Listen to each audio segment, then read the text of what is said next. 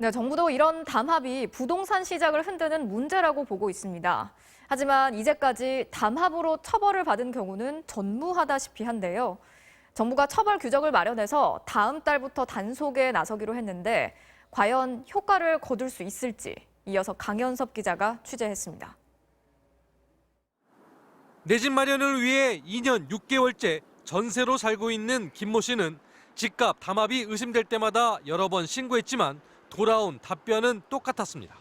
선생님 저희도 알아요. 하지만 어쩔 수 없어요. 결론은 이거였어요.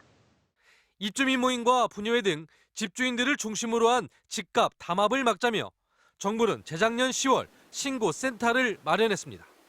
하지만 작년까지 접수된 300여 건 가운데 집주인 등이 수사 의뢰된 건 6건.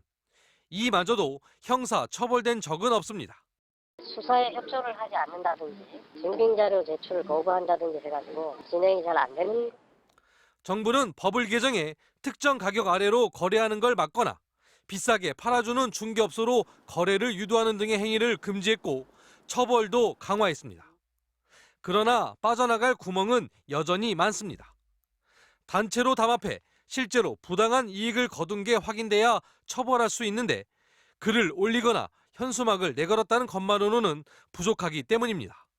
어떤 기준에 있어서 부당한지에 대한 설명이 부족합니다. 아파트 소유자들이 단지 모였다고 해서 이것을 그대로 단체라고 보기는 어려운 부분이 있습니다.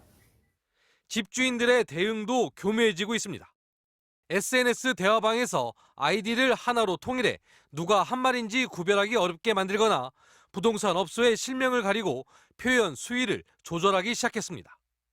정보 공유 차원이며 정당한 재산권 행사인 것처럼 포장하는 겁니다.